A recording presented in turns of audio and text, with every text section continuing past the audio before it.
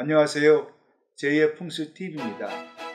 예전에 집을 짓고 살 마을을 정할 때면 무엇보다 대를 이어 살 여러 조건을 잘 갖춘 곳을 찾았는데, 첫째, 조상의 묘를 쓰고 관리를 해야 하니 가까운 곳에 산이 있어야 하고, 둘째, 농사철에 두레와 품앗이 같은 일손을 쉽게 구하려면 문전옥답이 넓게 펼쳐진 곳이 좋고, 셋째는 자식을 낳아 기르고 가르치기에 용이한 곳이 선호되었습니다.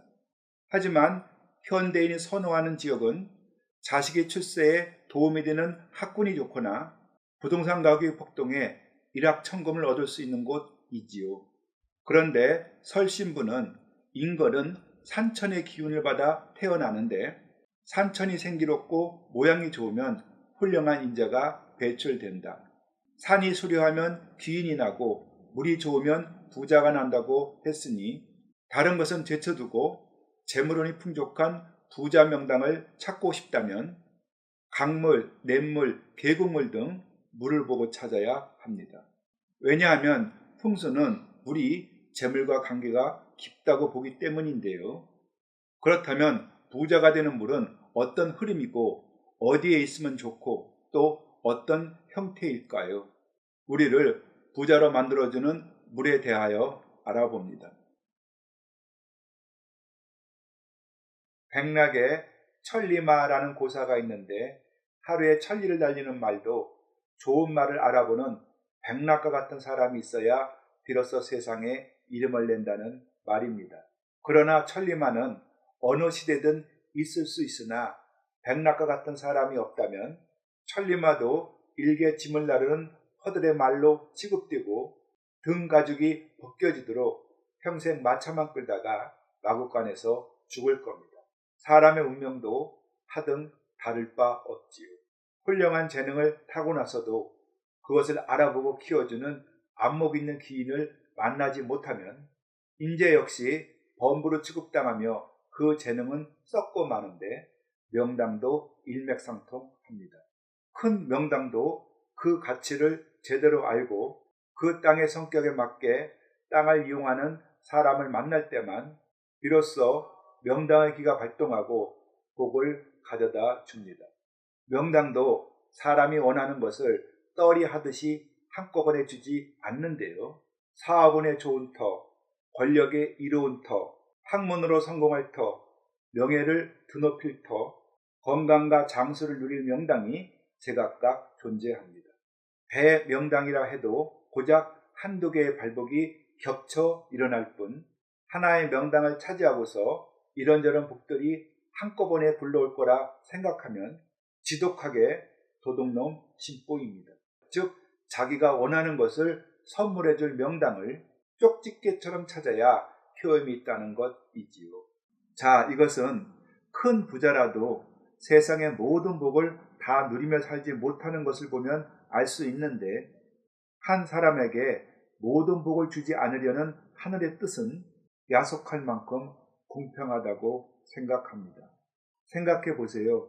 부자일수록 궁색한 복이 하나 있는데, 부부간의 금술입니다. 부부간의 사랑. 부부는 된장찌개를 끓여놓고 두 사람이 숟가락을 팍팍 담그며 후루룩 소리를 내며 먹어야 정이 끈끈이 생기는데, 그들에겐 그런 소박하고 사람 냄새나는 일상이 쉽게 허락되지 않지요. 아니, 스스로 그렇게 되길 거부할지도 모르는데, 이유는 각자가 세상에서 최고로 대접받기를 원하기 때문입니다. 만약 부자가 금수까지 좋다면 하늘이 질투를 해서 한 사람을 먼저 데려갈지도 모릅니다. 그래서 명당을 찾는다면 우선 어떤 복을 원하는가를 먼저 생각하고 그 소망을 이루어줄 분수에 맞는 땅을 찾아야 탈도 없고 복도 오래도록 누립니다. 자, 그럼 오복의 으뜸인 부자가 되는 명당은 어떻게 찾을까요? 지맥을 따라 흐르는 지기는 물을 만나야 점진을 멈추며 혀를 맺고, 지기가 뭉친 혈에 집을 짓고 살아야 집안에 재물이 쌓이니 결국 부자가 되고 안 되고는 물에 의해 좌우되지요.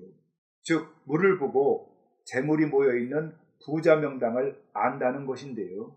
우선 물은 맑고 차야 길하고 흐르는 형세는 뒤를 돌아보듯이 머뭇거리며 천천히 흘러야 좋고, 형세가 길하고 수량이 많으면 지기가 왕성해지면서 그에 따라 재물은 더 크게 열리는데, 형세가 좋은 물은 세 가지가 있으니 시청자들도 본 방송을 잘 보시고 꼭 부자 명당을 차지하기 바랍니다. 첫째, 도시 한가운데로 강물이나 냇물이 흘러가는 행주형의 땅이 재화와 사람들이 풍성히 모여들어 번창할 땅이고, 그래서 도시가 들어설 입지로 최고로 칩니다. 항구의 정백한 큰 배에는 귀한 물건들이 가득 실리듯 서울, 청주, 분당, 남원 등이 한국의 대표적인 행주형의 도시입니다. 서울은 도성 내의 국세만을 근거로 판단한 한양의 옥녀 집규명에서 현대는 한강을 중앙에 두고 강북과 강남을 포괄하는 행주형으로 바뀌었는데, 이것은 서울의 지기가 왕족과 고관대작을 배출하는 터에서 수많은 인재와 재물이 모여드는 메트로폴리탄으로 바뀌었음을 의미하지요. 그런데 행주형은 키, 돛대, 닷 등을 구비해야 좋은데, 현재 남산에 있는 서울타워는 행주형의 서울에서 돛대를 상징하는 풍수물이고, 서울이 보다 발전하려면 현란한 모습으로 치장하고 볼거리를 제공해야 합니다. 청주는 지형이 배를 닮아서 옛날부터 주성이라 불렀고, 무심천이 시내를 관통하는 행주형이라 고려 때에 돛대를 상징하는 국보제 41호의 철단간을 용도사에 설치했지요. 분당은 한강의 주류인 탄천이 시내 중심을 관통하는 행주형의 기지로서 재물이 풍성히 모여들고, 돛대를 상징하는 조형물을 중앙공원에 세운다면 주민 모두가 오래도록 부자로 살 것입니다. 또 남원은 요천이 시내를 관통하는 행주형이고, 도선국사는 재물과 임재가 모이도록 배를 붙잡아 매는 조산을 흙으로 쌓아 지세의 약점을 보완했다고 합니다. 시청자들도 부자가 될 도시를 선택할 때면 하천이 시내 한가운데를 흐르는가를 살피되, 만약 하천이 복개되어 도로로 쓰인다면 그 물은 부자의 길을 전해질 수 없음을 꼭 알아야 합니다. 둘째는 물의 흐름을 살펴 부자 명당을 찾는데, 앞쪽에 흐르는 물이 허리에 벨트를 찬 듯 둥글게 감싸고 흐르는 금성소라야 재물이 많은 땅입니다. 자, 안동의 하회마을은 양진당과 충효당이 있을 만큼 부자 마을인데, 낙동강이 둥글게 감싸며 흐르지요. 택리지도 강가에 살만한 곳으로 하회마을을 첫손에 꼽는다. 낙동강이 휘돌아 출렁이며 마을 앞에 모여들어 깊어진다라고 했습니다. 조선시대에 그려진 고지도를 보면 군현 내 관아가 입지한 곳은 강과 냇물이 둥글게 흐르는 곳이 대부분인데, 그곳은 지맥이 뻗어와 지기가 왕성히 응집된 곳이고 홍수가 날 우려가 없기 때문이지요. 서울의 한강변도 강물의 흐름에 따라 재물을 크게 얻을 수 있는 부자 지역과 아파트촌이 따로 있어 흥미로운데, 한강물이 둥글게 흐르는 금성소 지역은 자양동, 압구정동, 동부 이천동입니다. 우선 자양동은 아차산에서 남진한 지맥이 중량천으로 인해 서쪽이 막히자 남쪽으로 힘을 받고 한강으로 돌진한 지맥 위에 위치하고, 한강의 금성수라서 부자의 기운이 많고, 또 물은 먼 곳에서 흘러오고 나가는 물이 곧 꼬리를 감춰야 재물이 새 나가지 않는데, 자양동은 한강이 금호동을 지나면 곧 꼬리를 감춰서 좋은 곳입니다. 조선 초기 한명회가 압구정이라는 정자를 짓고서 은풍농을 하며 지낸 압구정동은 우면산의 지맥이 한강을 향해 뻗은 땅인데, 한강이 S자로 굽어 흐르는 곧부리에 위치하지요. 정자를 짚고 즐겼다면 풍광이 좋았을 것인데 그곳은 강 건너에 매를 닮은 응봉이 있어 그것은 꿩이 매의 공격을 피해 납작 엎드린 복치형의 형국입니다. 고로 압구정동은 재물도 풍족하지만 편안한 삶을 찾아 즐기는 학자들에게 알맞는 터입니다. 또 남산의 지맥이 뻗어와 형성된 동부 이천동 역시 한강을 금성수로 맞이하는 제복이 많은 터이고 한강의 아름다운 전망을 사업화한 고층 아파트가 하나 둘씩 들어서면서 한국의 신흥 부자촌으로 그 가치를 드러냈지요. 그리고 공기가 맑고 경치가 좋은 물가에 전원주택이나 별장을 짓는다면 반드시 하천이 앞쪽에서 둥글게 흐르는 땅을 구해서 살기를 바랍니다.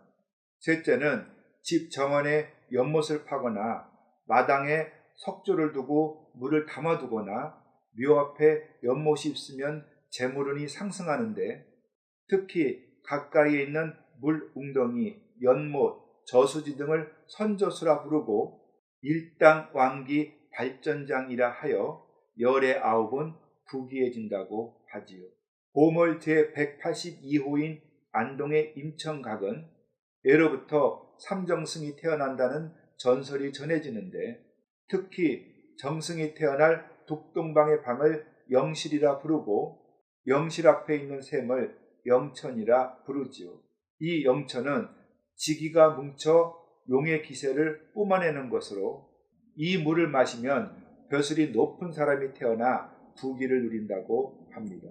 그리고 논산의 윤중고택과 강릉의 선교장에도 정서함양과 부자원을 높이기 위해 인위적으로 조성한 연못을 볼 수 있고 한옥에서 마당에 연못을 팔 수 없다면 물학이나 성년지를 두어 연못을 대신해도 좋고 아파트라면 베란다에 물학이나 석조를 두고 수생식물을 키우면 재물운도 함께 자라나 좋습니다.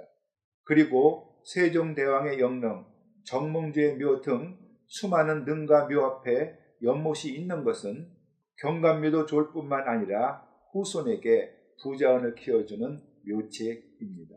자, 사람은 누구나 욕심을 가지고 사는데 그것은 인생 항로에 닥치는 여러 어려움을 극복하고 보다 값진 인생을 살도록 스스로를 채찍하는 모티브가 될 수 있습니다. 욕심이 없는 사람은 삶의 의지도 약하고 또 성공하는 삶을 살기도 어려운데 그렇지만 욕심의 욕자는 두 계곡에 입을 대고 있어도 그래도 물이 부족하다는 뜻의 상형 문자로 욕심이 끝 없음을 알려줍니다. 욕자를 보면 물을 마셔야 욕심이 해소되듯이 부자가 되고 싶으면 우선 재물이 풍성히 모이는 행주형의 도시에서 살고 또 하천의 흐름이 앞쪽을 둥글게 흐르는 금성수에 터에 지어진 집이나 아파트를 선택하고 나아가 주택 안에 연못을 파거나 아파트 베란다에 물학을 두어 부자원을 키우기 바랍니다. 네, 맞습니다. 풍수는 자연의 섭리와 땅의 이용에 따른 다양한 사례를 통찰한 뒤 물의 흐름과 형태 그리고 위치를 보고 어느 곳이 부자가 될 수 있는가를 판단하는 동양의 경험 철학이고 나아가 현대인에게 지혜로운 재테크 방법을 알려줍니다.